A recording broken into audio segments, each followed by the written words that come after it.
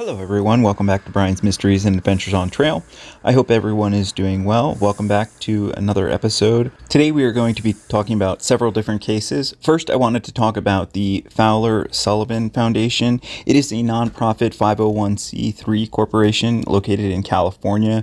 They are just doing amazing work in search and rescue. They have headed up many search and rescue efforts along the PCT and many other places within the United States. They are growing. They have a lot of great people working for them. I'm going to have more information in the description if you'd like to donate or if you'd like to get involved more. Coming up this April 12th, they are having a celebration of life for Robert Bedinsky. Robert was hiking the PCT last year doing a section hike when unfortunately he got lost and disoriented and sadly lost his life. I know his family and friends would all love the support and everyone coming out to celebrate his life on this coming April 12th. It will be taking place in Idlewild, California. This is roughly mile 179.4 on the Pacific Crest Trail. Idlewild is, in my opinion, one of the best towns on the Pacific Crest Trail in California. It's awesome. The people are amazing. It's a beautiful town. There's so much to see and do. Also at that celebration of life will be the author of Trail Lost. For those of you that are hiking the PCT, you can get your book signed there. They are also offering a free shipping service if you don't want to carry the book with you. I'll, of course, have more information in the description. I had the privilege of speaking with the president of this organization a couple weeks ago. She's absolutely wonderful. I really hope to be able to work with this organization this summer if I'm able to get back out into the field. In today's video, we will be talking about a couple different cases. These are cases that you all sent in to me that happened to you while you are out on trail. I am very excited to finally get this information out to everybody. I thank you all for submitting your information and sending me your stories. Today's first case takes us to the Pine Barrens all the way back to 1985. This story was submitted by Gregory from northern New Jersey. I want to tell you a little bit about the Pine Barrens. It is located in central South New Jersey. It is that big green area there you see that's bunch of pine trees. Having lived in New Jersey till the age of 13, I'm very familiar with the Pine Barrens, all the various legends and fear that surround the Pine Barrens. These are all pictures from the Pine Barrens in and around to give you an idea of what it looks like and just how scary it can be at times. Aside from the mob dumping potential bodies there was always mystery and lore regarding the Jersey Devil. This was implemented at a very young age when we started going to camp. They always would tell us these wild stories of the Jersey Devil. These are pictures of what the Jersey Devil is thought to look like. It is part of cryptozoology and mythical characters. It depends on what you believe in, but it is quite scary if you grow up believing that this beast lives and then you subsequently get lost in this very area. In order to tell these stories in a more conveying way, I will be telling them in the first person. I was 16 going on 17. I was living in central New Jersey. We lived on a cul-de-sac. We lived basically butt up to the Pine Barrens. I had grown up my whole life living in fear of the Pine Barrens for various reasons, the Jersey Devil, mob activities, all the things that you may have heard in folklore. It wasn't until the fall of 1985. It was an unbelievable bad winter. At least it started out that way. My neighbors had gone out of town. They asked me to take care of their dog. Simple task, right? Taking care of a dog, going over there to feed it, make sure it had water, taking out for walks every day. I thought so, but it all changed. I got up one morning. It was a Saturday morning, so we didn't have school. My parents had also gone out of town. I don't have any siblings, and this was before the cell phone age. This is important to understand for the story. I went over there, went into the house, got the dog, went out. The dog's name was Bean, by the way. We went out for a walk. As we approached the woods, I felt bad for the dog. He'd been cooped up in the house, so I just thought I would take him off the leash. What a mistake. The dog went darting into the woods. It was like a flash of lightning. That one decision changed my life forever. It's funny looking back how some decisions we make and the impact they have on our lives. The dog went running into the woods faster than I could even track him. There wasn't any snow on the ground, although I spent the next 4.5 hours looking for the dog. This was mid-afternoon. I didn't realize at the time, but I was actually making my own situation worse because I was walking around in circles, blindly looking for this dog. By the time I realized the damage I had done to myself, the sun was setting and it was getting very cold. And of course I had no extra jacket or anything with me. Total fear began to sink in as the sun set. It also began snowing heavily. I also crossed paths with a black bear. None of these things had happened to me before, and they seemed to be all hitting me at one time. Not to mention all these resurfacing ideas of the Jersey Devil and now being lost in the Pine Barrens by myself. I was frantic for at least several hours. I had no idea how I was going to get out of there. For those of you thinking, oh, just follow your footprints. Well, there were no footprints, basically, and now it was snowing, so any footprints would have been covered over. I had no idea what I was going to do. So I just decided to find this tree and just sit tight. I was honestly hoping that Beanhead would come and make my rescue, somehow lead me back to safety, or at least keep me warm for the night. Of course, my main concern was finding Beanhead. For those of you wondering, this is what it looked like when I first started the trail, minus the flashlight, of course, and this is what it looked like going into the evening. At this point, I honestly wasn't even sure of my own survival. I was freezing, I had no gear, nothing, no way of navigating out. I just leaned up against this tree and tried to fall asleep, although it was nearly impossible. Every branch creak, every owl hole, everything I heard, I thought I was being attacked by the Jersey Devil, or I was just going insane in my own thoughts of being stuck in the woods with having no idea where I was and no idea how I was going to get out. If my conscious mind had known at that time that I was going to actually have to spend another night in those woods, I honestly don't know what I would have done.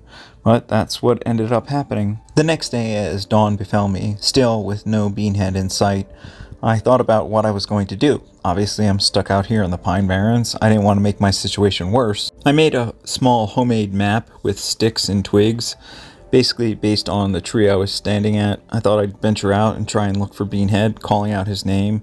Of course, this yielded no results. I ended up walking in circles for the next 8 hours, ended up basically exactly where I was. No sign of the dog, and the sun was setting once again. I did find several tracks, but I knew they weren't a dog's track. In fact, this is what started my entry into total fear this evening. I managed to fall asleep for some time. I have no idea how much, but I woke up right around midnight. It was absolutely terrifying. I opened my eyes and all I saw were these eyes looking back at me. I tried to figure out what it was. I knew it wasn't a bear. The eyes were spaced way too far apart. I knew it wasn't a mountain lion. Despite being terrified beyond all rational thought, I was trying to rationalize it to myself. I knew this wasn't something of this earth. At least I couldn't pinpoint it in my brain. I looked up at it in sheer terror. At this very moment, Beanhead came barking and spurring out of the woods. I couldn't believe it. I was so surprised by this turn of events, I ran myself right into a tree, knocking myself out cold. It's okay. Those watching, you can go ahead and laugh at me. I know I laughed looking back. It was ridiculous.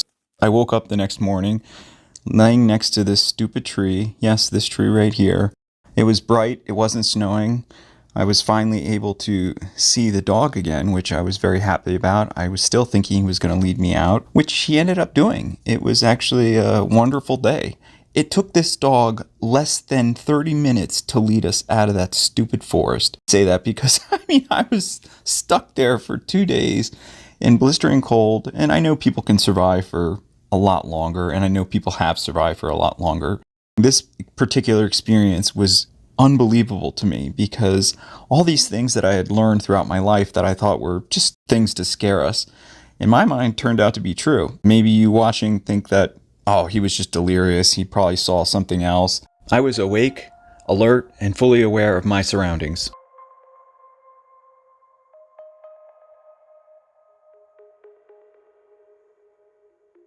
That's my story of how I encountered what I believe to be the Jersey Devil. I know many of you will laugh and say, well, blah, blah, blah. And that's fine. The question is, what do you believe? Have you ever encountered anything that you believe to be out of this world? I'm happy to say that Beanhead went on to live a very long life, and myself, I went on to work in the Parks Department and the Forestry Service for the rest of my life, which I don't think I would have done had I not had this experience. I know it sounds maybe counterintuitive. I just dedicated myself to wilderness and wilderness activities, and that is why I shared my story with Bryan. I knew he would share it with you all, and I would love to hear your thoughts on this. Our next case is from Cynthia, in Indiana. This case takes us to Turkey Run State Park in Indiana, and I have to say that all these pictures and information that she has sent me, I have double checked all these pictures. I've run them through every possible analysis. These are definitely authentic. They are unbelievable. Cynthia is a police officer. She worked for the state police in Indiana for over 30 years. She also has ties to Hollywood. This is why I'm going to keep her full name redacted for now. But if you want to contact her, she is willing to talk to more people. So I'll have more information on that in the description. These are maps and pictures of the location. As you can see, there is an abundance of water. It's surrounded by forest. Cynthia and her family have lived there for decades. They have long ties to the community. Cynthia has written a book. She has written a screenplay. She is working with various celebrities in Hollywood. This is going to become a movie eventually. She was very gracious and kind enough to share this information with me and allowed me to use it for my channel. One of the first pictures I want to show you is a picture that one of her family members captured outside of a barn. It looks like an animal of some kind. It's very similar to what the Jersey Devil pictures looked like in the last story. Cynthia has experienced all kinds of these phenomena in her time in Indiana. This is another picture. She was walking on the trail in Turkey Run State Park. She saw this. It looks obvious like a portal, and also like a man standing there with a black top hat. I gotta tell you, this really creeped me out because, like I said, I ran these pictures through all kinds of analysis and they are real. Here's another picture of what she captured on that trail that night. It looks like a man standing there.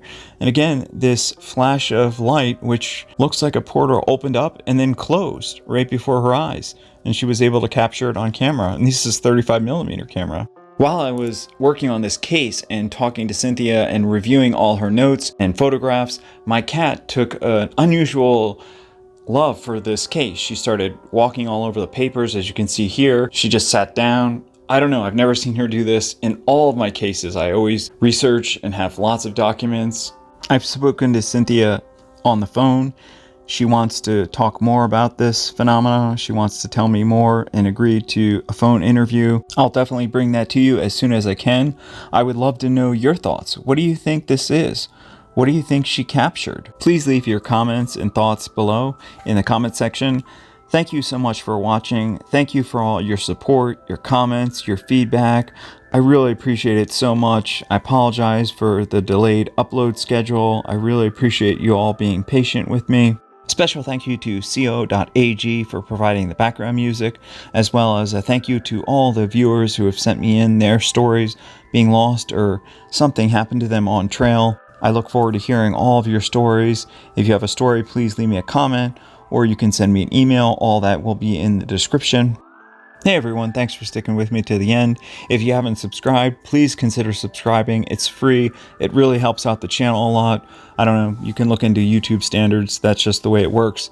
I really appreciate it. It really helps me and various search and rescue efforts. If you want to get more involved, I'll have more information in the description, like I said. If you have any cases or stories you'd like to be told on this channel, please leave me a comment, or you can send me an email. I am fairly behind on my emails. I've said this multiple times in my last few videos. I'm sorry about that. I'm trying to get caught up. All right, everyone. Thank you so much for watching. I'll see you in the next one.